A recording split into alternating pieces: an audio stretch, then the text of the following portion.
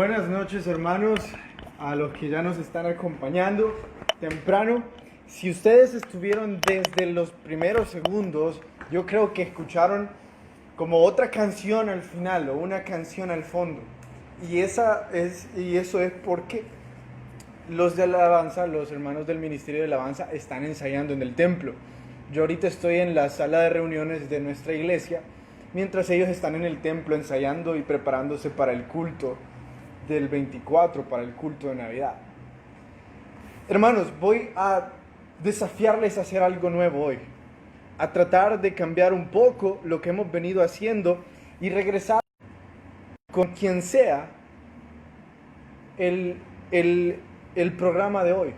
Pásenles el link, cópienlo y péguenlo de alguna forma o escríbanles y díganles: hey, ya está el programa en vivo de la capilla. Porque, miren, yo creo que hoy vamos a tener, quizás hay algunos que no se van a conectar, quizás vamos a tener una baja. Bueno, me dicen que casi no se escucha. Tengo aquí el micrófono, entonces voy a tratar de hablar un poco más duro. También quizás es por el aire acondicionado, pero voy a tratar de hablar un poco más duro. Como les seguía diciendo, entonces, como la mitad de las personas que normalmente están en su casa aún no están, ¿por qué perder tiempo en el tráfico escuchando la radio que estarán pasando algún programa secular o estarán escuchando música secular? ¿Por qué no invertir este tiempo de tráfico en estudiar la Biblia? Se los digo porque yo estuve atrapado en el tráfico, yo sé que es estar ahí, y eso que yo solo estaba 15 minutos. En realidad, un viaje de 15 minutos o 6 minutos se convirtió en un viaje de alrededor de 50 minutos, una hora. Y eso porque de alguna forma el Señor abrió camino en una calle y una calle estaba sola y me permitió llegar. Pero, ¿por qué perder tiempo escuchando cosas que no van a edificar cuando podemos invertir ese tiempo en estudiar la Biblia? Y eso es a lo que les estoy desafiando ahorita, que podamos invertir el tiempo en estudiar la Biblia y puedan animarles a sus familiares a hacer lo mismo. Entonces, en este momento, porfa, compártanlo. Díganle el programa, o si tenías tiempo de no visitarlo o de no estar sintonizándote, es buen día de hacerlo hoy. Bueno, empecemos a estudiar la Biblia. No sé si ayer reparamos un poco en el verso que nos estamos memorizando. El verso que nos estamos memorizando es Primera de Pedro 1:22, y este dice: habiendo purificado nuestras almas por la obediencia, arruinando un poco la transmisión.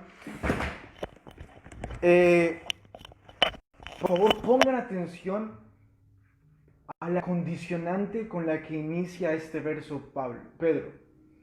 Habiendo purificado vuestras almas por la obediencia a la verdad. La condicionante es que cuando hemos purificado nuestra alma por medio de la obediencia de la verdad, podemos hacer lo siguiente. Y lo siguiente dice: para el amor fraternal, para amarnos unos a los otros con corazón puro. ¿Qué les estoy queriendo decir? La razón por la que muchos de nosotros no podemos amar de forma fraternal, no podemos amar de forma no fingida, o no podemos amar entrañablemente con una razón pura, inocente, sin dobles motivos, sin excusas terrenales, es porque no hemos sido purificados por medio de la obediencia mediante el Espíritu. La condicionante que Pedro dice es: todos aquellos que no sean capaces de amar como Jesús amó, no han sido purificados en sus almas.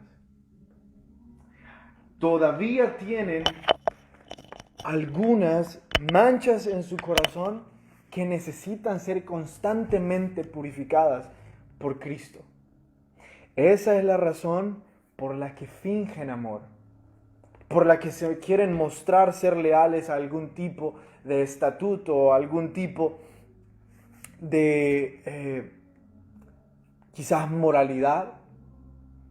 Esa es la razón por la que no pueden amar entrañablemente y sus corazones no están puros. Hay dobles motivos. Hay excusas que las guardan en silencio.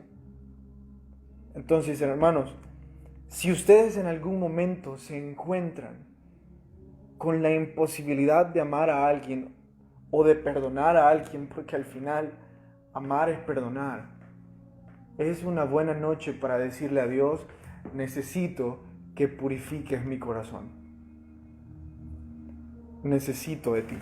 Bueno, vayamos a la pregunta número 1 del capítulo 22 de Lucas. Dice: ¿fue Judas poseído por Satanás? Explique. Bueno, la Biblia nos dice que literalmente Satanás vino a Judas, entró en Judas. Eso nos da, nos pone a pensar que sí, que entró en Satanás, que fue poseído por Satanás. Pero hay dos posiciones que yo estudié y que se las quiero comentar. Una es de que literalmente Dios permitió que Judas fuera poseído por Satanás. La segunda es que Judas andaba en búsqueda de los mismos propósitos de Satanás. El propósito que tenía el enemigo sobre la vida de Jesús era destruirlo. Y él creyó que poniéndolo en una cruz, esto iba a suceder. Judas se unió a ese propósito. Se unió al decir: yo también quiero destruir a Jesús. Yo quiero vender a Jesús. Y esa es la razón por la que termina dando a Jesús por unos pedazos de plata. Cualquiera de las dos puede ser correcta. Yo siempre me apego a la más literal, pero el punto es que al unir las dos tenemos una gran enseñanza. Todas las veces que nosotros actuamos conforme a los propósitos de este mundo, estamos permitiendo que Satanás entre a nuestra vida e incluso a nuestra casa. Los propósitos de este mundo son bastante claros sobre la sociedad del Salvador. Si ustedes y yo empezamos a cambiar nuestros tiempos de lectura bíblica por tiempos de películas, entonces estamos dejando a Satanás entrar a nuestra casa. Estamos viviendo conforme a los propósitos de Satanás, así como Judas empezó a hacerlo. No nos extrañemos entonces que en algún momento sintamos que Satanás está en nuestras vidas y está cambiando cosas y manipulando cosas, pues nosotros estábamos donde Él estaba. La pregunta 2 dice: las dos disputas de los discípulos, y note el extremo de ambas. Bueno, la primera que encontramos es ¿quién? ¿Quién de ustedes es el que va a entregar a Jesús? Jesús dice: bueno, uno de ustedes me va a entregar. Y ellos empiezan a preguntarse: ¿quién es?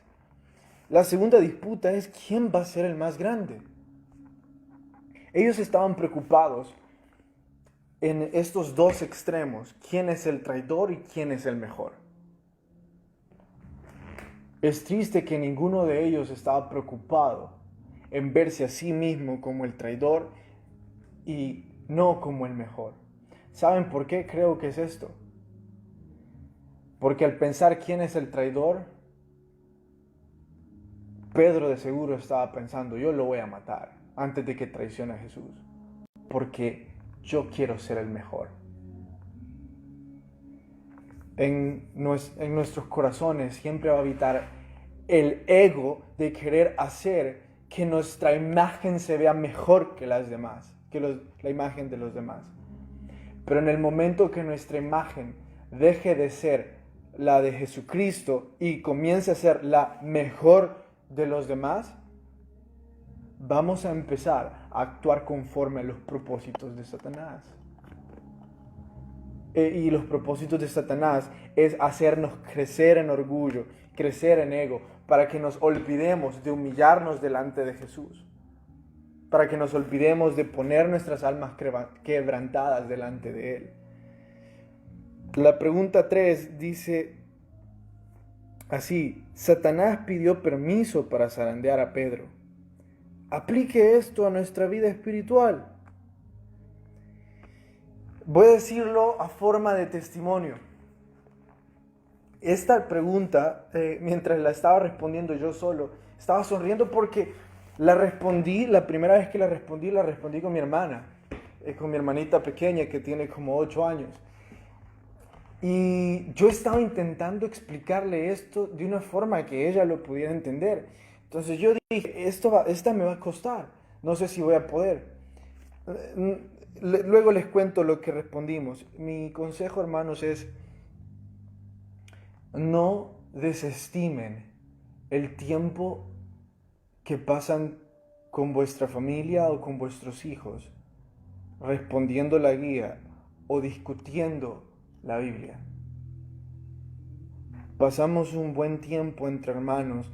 Ella entendió e incluso edificó mi corazón, porque yo estaba armando en mi cabeza toda una respuesta doctrinal, toda una respuesta bien elaborada, con algunos puntos bíblicos, y ella lo respondió para mí de la forma más inocente y tan bien aplicada.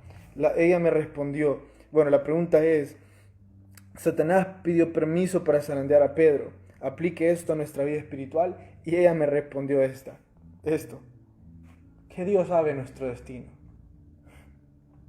que Dios tiene control de nuestro destino. Tan simple, pero a la vez tan complejo.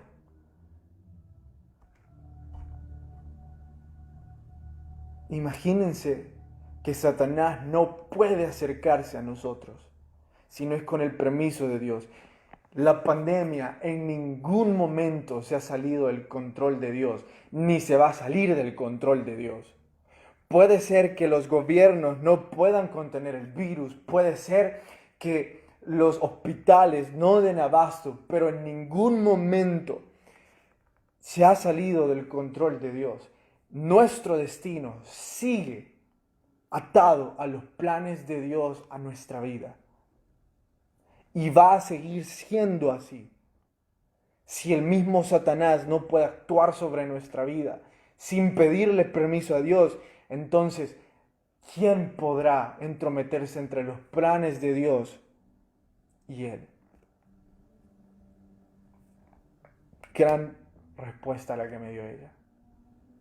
Preferí poner la de ella que la que yo había pensado poner. La pregunta 4. Entonces, hermanos, pasen un tiempo, respondan 3 preguntas, respondan 2, respondan 1, pero discutan con sus hijos, discutan con sus hermanos menores, discutan con su familia la guía. Les aseguro que va a ser de gran bendición. Otro testimonio, perdónenme. También lo hice con los colaboradores de la iglesia. Después del almuerzo nos reunimos todos y les dije, quiero hablar con ustedes 3 preguntas de la guía.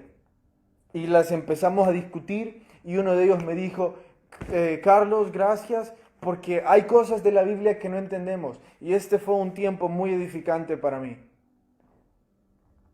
Si usted también tiene colaboradores a su cargo, si usted también tiene personas a su cargo, ¿por qué no apartar 15 minutos después del almuerzo y decirles, voy a preguntarles 2 cosas que están en la guía de mi iglesia de hoy y ustedes respóndanmelas?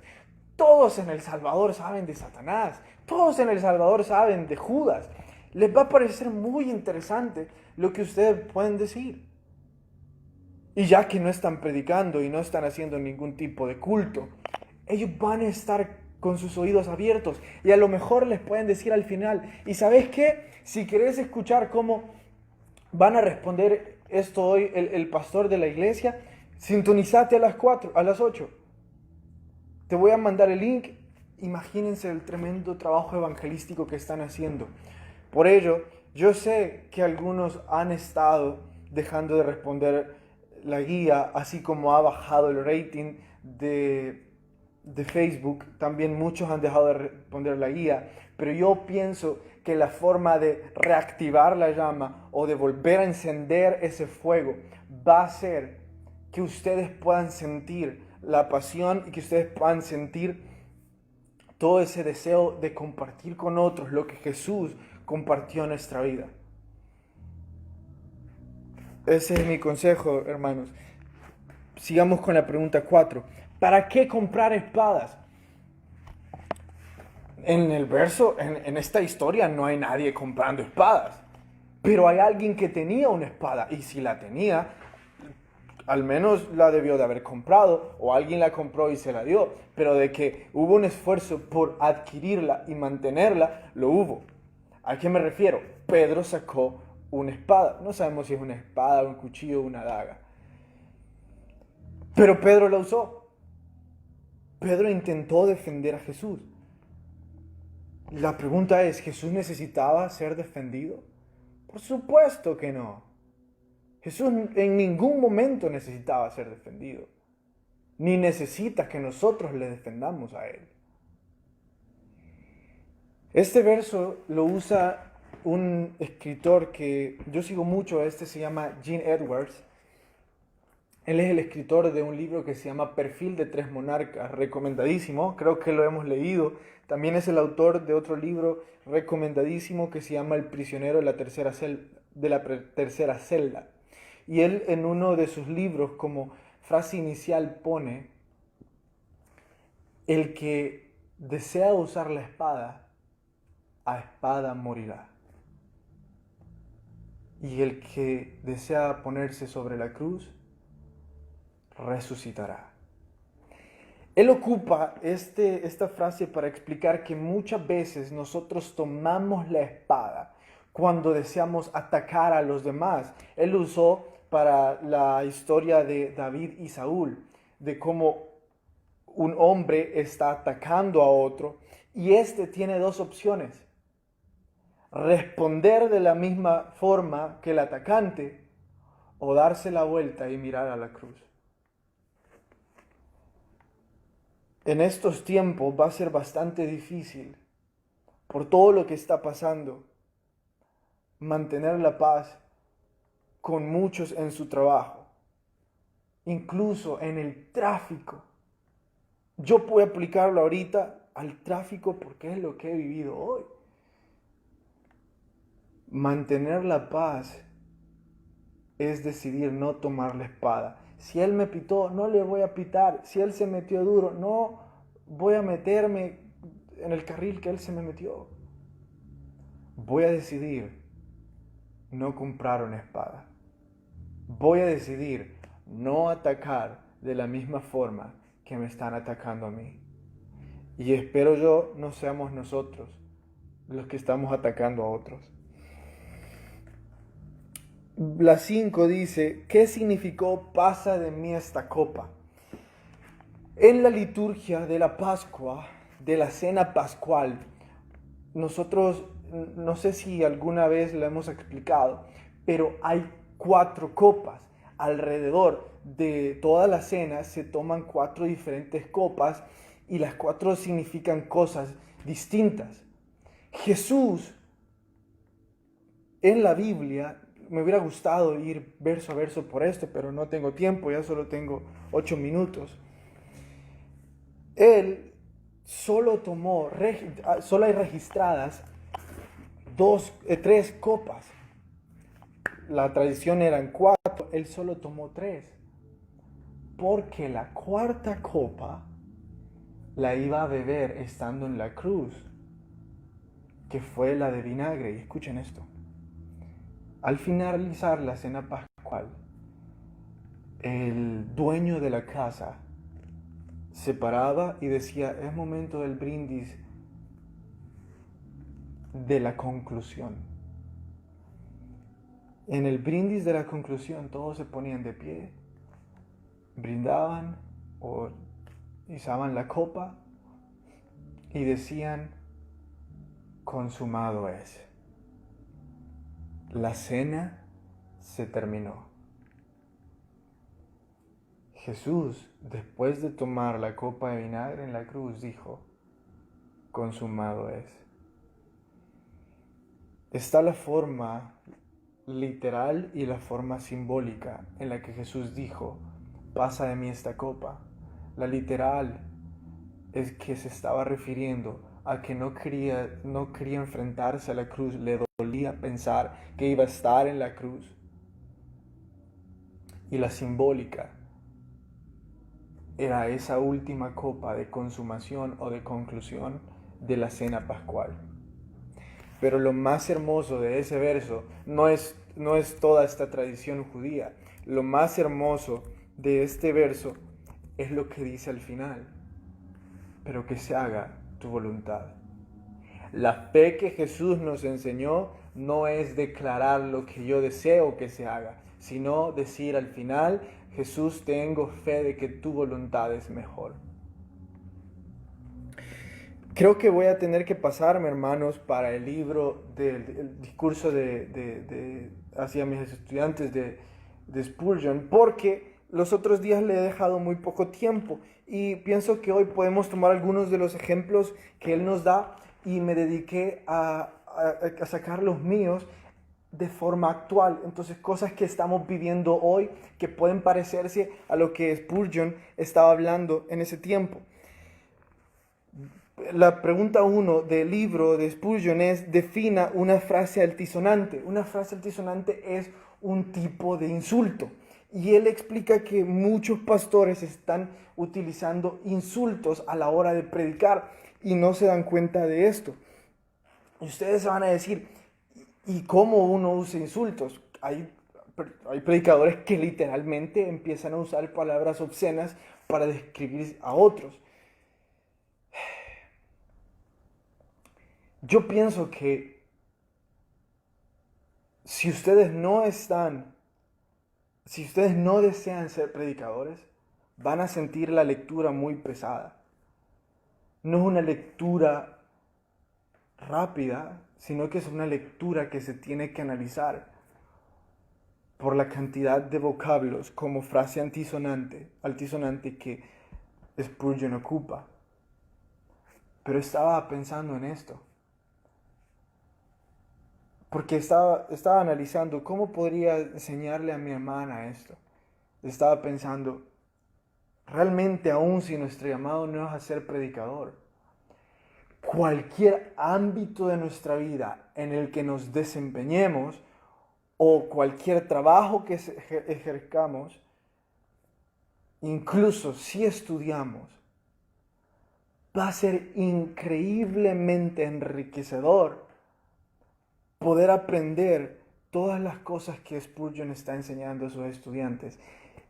Y uno de los peligros que podemos cometer es que cuando estamos contando una historia personal, cuando estamos hablando de algo que nos sucedió en medio de un culto, o estamos predicando o le estamos contando a alguien en una conversación así normal, o estamos en una reunión de trabajo y estamos contando algo que nos pasó, yo he notado que es el momento más oportuno o mal oportuno para que se nos salgan frases altisonantes. Porque tendemos a querer insultar o ver de forma despectiva algunos sucesos o algunas personas de nuestras historias. Me dediqué a pensar en ejemplos que pudiéramos aplicar a nuestros días. Y pienso que esos son los momentos en los que los predicadores más cometemos el error de ocupar palabras obscenas que de ninguna forma deberían de estar en nuestro vocabulario. De ninguna forma deberíamos de insultar a nadie. El púlpito no ha sido hecho para insultar, sino para enseñar. La 2, ¿Por qué estas frases son un mal testimonio para el ministerio? Si las personas lo que están escuchando es nuestras palabras, nunca se van a sentir edificados. Porque un humano corrupto no puede edificar a otro humano corrupto. Lo único que va a poder edificar a una persona es la palabra de Dios. Y en la palabra de Dios no vamos a encontrar ninguna razón para utilizarla como insulto.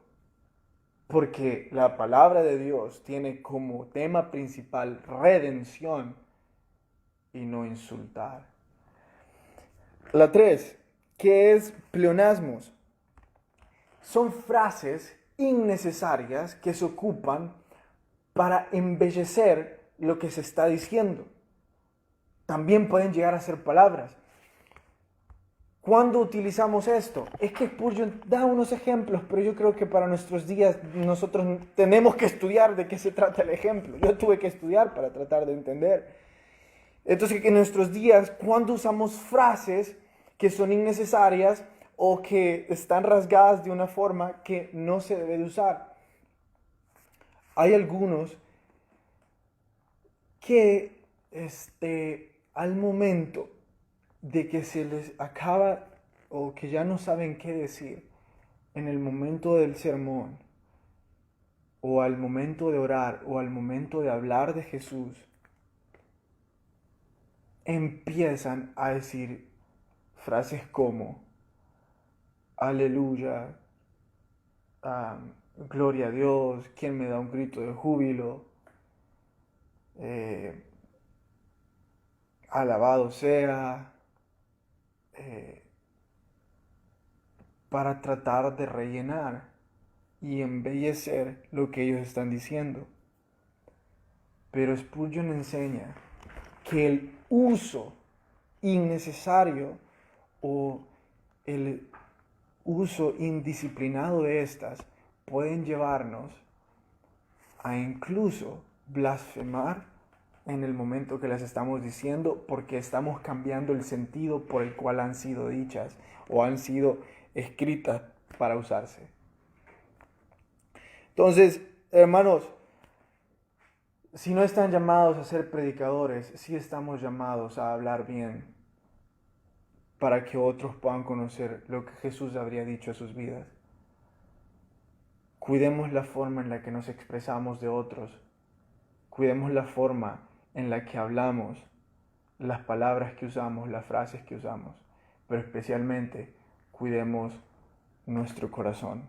De nada sirve tener un vocabulario hermoso, una jerga muy académica, si la usamos para hablar mal de otros o con un corazón o con un mal corazón. Que Dios les bendiga, hermanos. Nos vemos mañana a las 8.